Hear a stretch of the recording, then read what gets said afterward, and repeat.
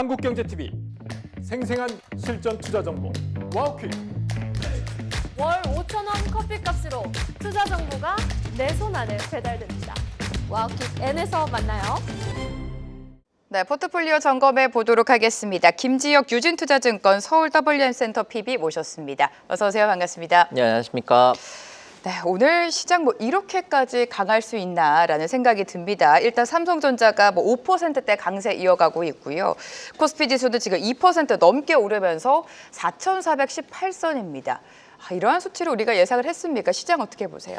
사실 작년과 비교해 보면 네. 올해 정말 작년 이제 연휴 이제 6월이 지나가서부터 굉장히 코스피가 강하게 올라갔었던 부분들도 있는데 연말에 어느 정도 조정을 받고 나서 지금 연초에 이렇게 강하게 올라가는 점들에 있어서는 결국 이 반도체에 대한 영향이 굉장히 강하다라고 보시면 될 것 같고요. 특히 지금 오늘 장을 이렇게 2.5%까지도 강하게 이끌 수 있는 연유 중 하나는 결국 삼성전자의 어떤 굉장히 네. 큰 상승이 이제 귀결되지 않았나라고 보고 있습니다. 네, 지금 내 포트 안에 삼성전자랑 하이닉스가 없으면 사실 슬퍼하실 투자자분들이 굉장히 많을 것 같습니다. 포트폴리오 점검 바로 이어가 보도록 하죠. PB님의 섹터 만나보도록 하겠습니다. 집중과 회피로 나눠보죠. 역시나 반도체입니다. 이런 질문 오늘 굉장히 많이 받으실 것 같아요. 지금이라도 삼성전자나 하이닉스를 담아야 되는 겁니까? 반도체 가지고 오신 이유 들어볼게요. 사실 지금이라도 반도체는 올해의 상반기까지는 굉장히 강하게 이끌 수밖에 없는 어떤 원동력이라고 저는 보고 있고요. 결국 지금 미국의 이 나스닥의 기술주만 보더라도 사실 거의 대부분 이 반도체 관련주들이 강한 상승을 이끌어내고 있습니다. 사실 지난주 금요일 장만 보더라도 사실 엔비디아도 큰 상승은 일어났지만 솔직히 이제 마이크론이 굉장히 강한 상승을 보이기도 했고요. 그 마이크론이 올라가는 어떤 강한 원동력의 기반에 있어서는 결국 이 HBM이라는 굉장히 이 메모리 쪽에 있는 컴퓨팅에 있어서 메모리 쪽에 있어서 굉장히 이제 역할론에 대해서 얘기가 나오고 있고요. 사실 특히 HBM 메모리뿐만 아니라 지금 D램 가격도 굉장히 강하게 올라가고 있는데 낸드 가격과 포함해서 그런 가격과 관련해 있어서도 가격 상승의 수혜를 받고 있는 기업이 반도체 기업이다 보니까 그런 점들에 있어서 국내 지금 이 SK 하이닉스나 삼성전자가 수혜를 받고 있다라고 보시면 될 것 같고요. 사실 지금 굉장히 HBM 컴퓨팅에서 지금 메모리 컴퓨팅으로 갈 수밖에 없는 이유는 결국 추론 쪽에 있어서도 그 데이터를 과연 어느 곳에서 학습을 해야 되냐, 그리고 저장은 또 어느 곳에서 해야 되냐라고 했을 때 결국 이 칩에 대한 수요는 계속적으로 늘어날 수밖에 없습니다. 그런 점에 있어서 지금 반도체는 올해 상반기까지도 굉장히 증가될 수밖에 없다. 그리고 그뿐만 아니라 HBM의 효율을 높일 수 있는 유리기판 쪽이나 아니면 그뿐만 아니라 이 테스팅 장비 이런 소부장 쪽에서도 굉장히 수혜를 받을 수밖에 없다라고 보고 있습니다.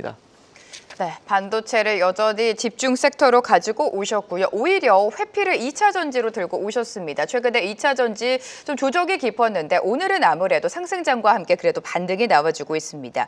추가 상승의 연속성을 끌고 가기에는 좀 제한적인 거다. 이런 전략이신 것 같은데 2차 전지 분석도 들어볼게요. 사실 2차 전지를 지지난주에 조금 가져왔던 이유 중 하나는 ESS 관련한 어떤 계약에 대해서 좀 기대되는 부분들은 있었는데 해지가 됐죠. 네, 맞습니다. 사실 지금 해지가 계속적으로 되는 모습에 있어서 올해 1분기에 대한 실적 이 부분에 있어서 조금 우려가 되는 부분들은 있고요. 사실 1분기가 지나고 나서 조금 투자를 해도 적절하다라고 보고 있습니다.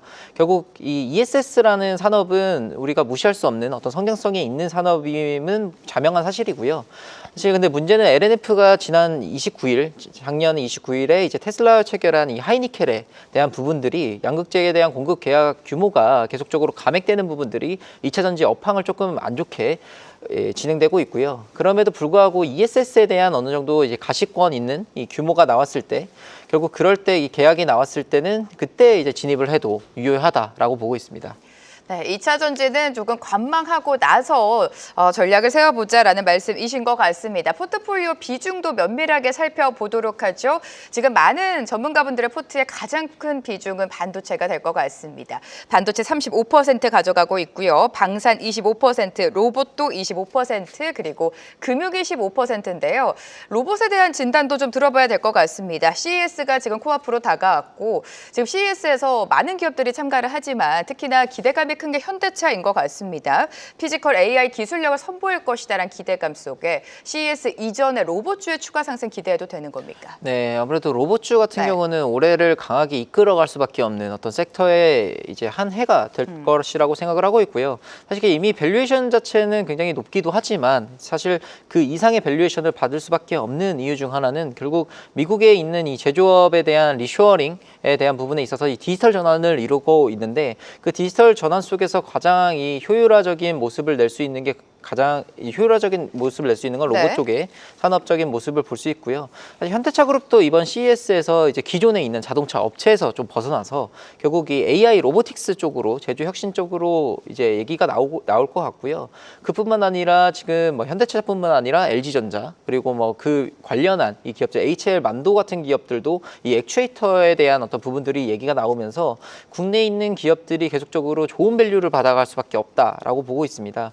그리고 아무래도 지금 최근에 이제 미국에 있어서 굉장히 중국과 이런 이 기술 경쟁을 벌이고 있는 부분에 있어서도 국내에 있는 이 부품 업체들이 더 수혜를 받을 수 있는 부분들이 기대가 되고 있기 때문에 그런 점들에 있어서 로봇 기업들이 좀 더 나은 밸류에이션을 받을 수밖에 없다라고 생각하고 있습니다. 네, 반도체와 함께 로봇도 주도 섹터로 봐야 된다라고 말씀을 해주셨고 최근에 현대차는 자동차보다는 로봇주로 부각이 되고 있습니다. 로봇주 안에서 탑픽 종목 좀 들어봐야 될 것 같아요. 아무래도 사실 오늘 좀 많이 빠지고는 있지만 HL 만도를 여전히 네. 긍정적으로 보고 있고요. 사실 올해 어떤 원년에 있어서 이 현대차 그룹이 가지고 있는 이 역할론에 대한 부분들이 굉장히 이제 눈에 띄고 있는데 그 현대차 그룹에 있어서 1차 벤더로 지금 작용하는 게 이제 만도라고 보시면 될 것 같고요.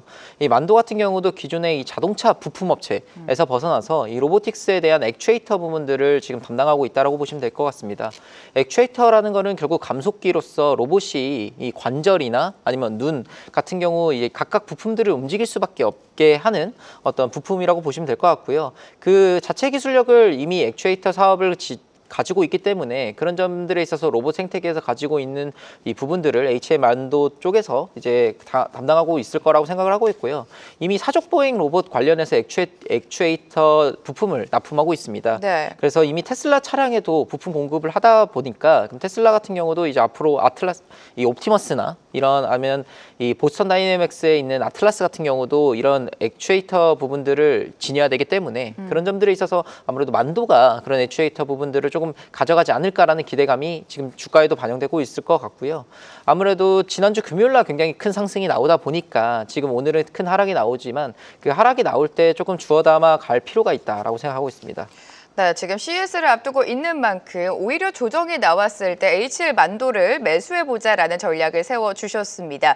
자, 지금 포트안에 방산도 들어와 있는데 오늘 사실 방산보다는 원전이 강하고 조선도 다시 한번 튀어주고 있습니다. 방산주에 대한 투자 전략과 함께 그 속에서 탑픽으로 보고 계신 결국에 종목이 가장 중요하잖아요. 종목도 제시해 주실까요? 예, 아무래도 방산을 지금 볼 네. 수밖에 없는 이유는 사실 이번 주말에 굉장히 이 마두로 이가 이제 결국 미국에 이제 송환이 되면서 이 체포 관련해서 굉장히 어떤 기술력이 지금 도입되고 있냐라고 보게 되면 이 팔란티어에 있는 고담 기술과 이 스페이스X의 위성통신 기술이 지금 작용이 되고 있는데 그런 점에 있어서 이 방산 쪽에 있는 이 디지털 전환은 어떤 자명한 사실이라고 볼 수 있겠고요. 2월에 이 뉴스타트 조약이 만료가 됩니다. 이 뉴스타트 조약 같은 경우는 신무기 감축 전략인데 이게 미국과 러시아가 지금 계약이 맺어져 있는데 이게 만료가 된다라는 거는 아무래도 이 뭔가 지정학적으로 네. 좀 불안감이 좀 더 조성될 수도 있고요. 사실 트럼프 행정부 입장에서는 사실 이 팔란티어에 있는 고담 시스템을 좀 더 이 보급 대중화를 시킬 필요가 있기 때문에 그런 점에 있어서 이 방위 산업 쪽은 계속적으로 발전시킬 수밖에 없다라고 보시면 될 것 같고요. 그뿐만 아니라 이 골든톰 프로젝트 같은 경우도 계속적으로 기대감이 반영되고 있습니다. 그런 점에 있어서 이제 우리나라에 있는 이 어떤 이 지대공 방위 산업망을 갖출 수 있는 기업들 중에는 어떤 기업이 있을까라고 보게 되게 되면 아무래도 저는 LIG 넥스원을 조금 주의 깊게 보고 있고요.